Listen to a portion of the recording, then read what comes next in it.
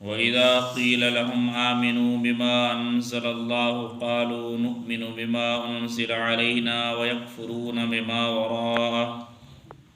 وهو الحق مصدقا لما معهم قل فلم تقتلون أنبياء الله من قبل إن كنتم مؤمنين ولقد جاءكم موسى بالبينات ثم اتخذتم العجل من بعده وأنتم ظالمون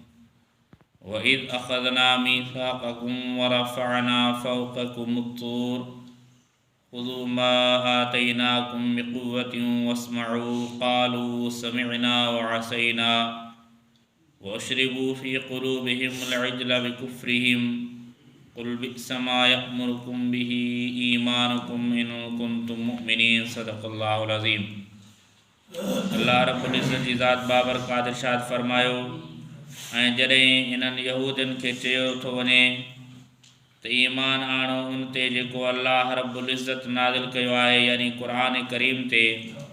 त चवनि था ईमान आणूं था असां उन ते मथां जेको असां ते नाज़िल कयो वियो आहे यानी तौरात ते ऐं कुफ़्र कनि था उनजो जेको इन खां अलावा आहे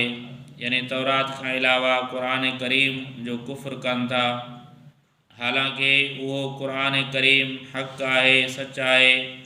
ऐं उन्हनि जे तौरात में जेकी कुझु आहे या अॻु में जेके किताब आहिनि उनजी तस्दीक़ करे थो अल्लाह रब्बुल इज़्ज़त फरमाए हबीब सल्लल्लाहु अलैहि वसल्लम पोइ इन्हनि खे फरमाए त पोइ छा जे लाइ तव्हां अल्लाह जे नबियनि खे क़त्ल कयो इन खां अॻु में तव्हां अल्लाह जे नबियनि खे क़त्ल कयो था जेकॾहिं तव्हां मोमिन आहियो अल्लाह रब्बुल इज़्ज़त फरमाए तहक़ीक़ आयो मूसा अलैहिस्सलातु वस्सलाम तव्हां वटि वाज़े निशानियूं खणी करे पोइ तव्हां गाबे खे बतौर माबूद यानी ख़ुदा मञियो उन खां बाद इन हाल त तव्हां उन वक़्त में ज़ुल्म कंदड़ हुयो अल्लाह रब्बुल इज़्ज़त फरमाए जॾहिं तव्हां खां पको वाइदो वरितो वियो ऐं तव्हांजे मथां तूर जबल खे खयो वियो त पोइ वठो उन खे जेको तव्हांखे असां ॾिनो आहे मज़बूती सां यानी क़ुरान करीम खे ऐं उनखे गौर सां ॿुधो अल्लाह रब्बुल इज़्ज़त फरमायो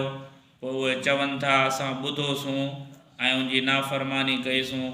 अल्लाह ताला फरमायो पोइ उन्हनि जे दिलनि में उन गाबे जी मोहबत विधी वई उन्हनि जे कुफ़्र जे करे अल्लाह तबारक व तआला जी ज़ात बाबरकात इरशाद फरमाए हबीब सल्लल्लाहु अलैहि वसल्लम केॾो न बुरो अमल आहे जो तव्हांखे तव्हांजो ईमान उनजो हुकुम करे थो जेकॾहिं तव्हां मोमिन आहियो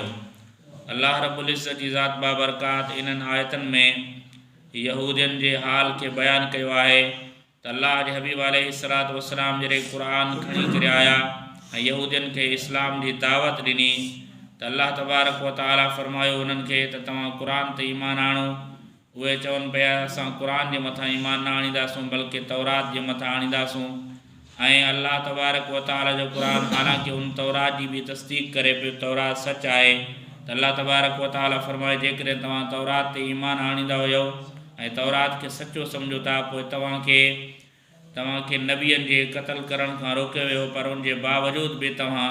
उन्हनि खे क़त्ल कयो ऐं उनखां बाद में हज़रत मूसा अलैहिस्सलातु वस्सलाम जो ज़िक्र कयो अल्लाह ताला फरमाए मूसा अलैहिस्सलाम वाज़े तव्हां वटि निशानियूं खणी आयो जो अल्लाह रब्बुल इज़्ज़त उन खे मौजिज़ा ॾिना पर तव्हां उन्हनि खे मौजिज़नि जो बि इनकार कयो ऐं उनखां बाद में तव्हांखे अल्लाह रब्बुल इज़्ज़त मुख़्तलिफ़ निशानियूं ॾेखारियूं अज़ाब जी सूरत में कॾहिं माकड़ जी सूरत में तव्हांजो फसल तबाह थिए पियो कॾहिं तूफ़ान अचे पियो कॾहिं वरी तव्हांजे जिस्म जे कपिड़नि में जूं थी वञनि पियूं ऐं कॾहिं मुख़्तलिफ़ क़िस्म जा अज़ाब अचनि पिया उनखां बाद में बि तव्हां कोन सुधरियो ऐं उन वक़्त में तव्हां ज़ुल्म कयो यानी तव्हां हज़रत मूसा अलैहिस्सलातु वस्सलाम जे मथां ईमान जी दावा जे बावजूद बि तव्हां इबादत वरी हिकिड़े गाबे जी कई अल्लाह रब्बुल इज़्ज़त फरमाए तव्हांजे मथां असां तूर सीना जे जबल खे खयोसीं उन वक़्त में वाइदो वरितोसीं अल्लाह जी इबादत कंदो पर तव्हां उनजे बावजूद बि तव्हां अल्लाह तबारक व तआला जे अहकामनि खे कोन मञियो ऐं इनकार कयो ऐं तव्हां माबूद वरी गाबे खे बणायो शिरक कयो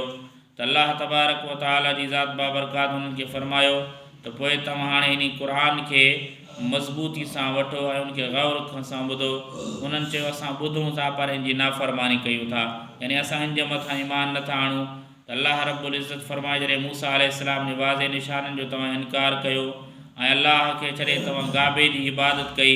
पोइ तव्हांजे उन कुफ़्र जे करे अल्लाह तबारक व तआला तव्हांखे हक़ खां परे करे छॾियो ऐं गाबे जी मोहबत तव्हांजे दिलनि में विझी छॾी।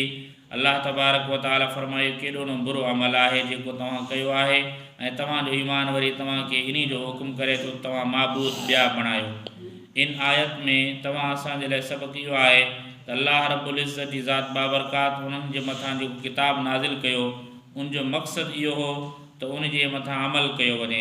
इहे न कुझु ते अमल कयो वञे, कुझु जो इनकार कयो वञे, बल्कि अल्लाह तबारक व तआला फरमायो जेको बि तौरात में आहे उन्हनि जे मथां तव्हांखे ईमान आणणो हुयो ऐं अल्लाह जे नबी जे मथां बि ईमान आणणो हुयो, पर उनजे बावजूद बि तव्हां उनजो इनकार कयो। यानी इन मां मालूम थिए थो त किताबुल्लाह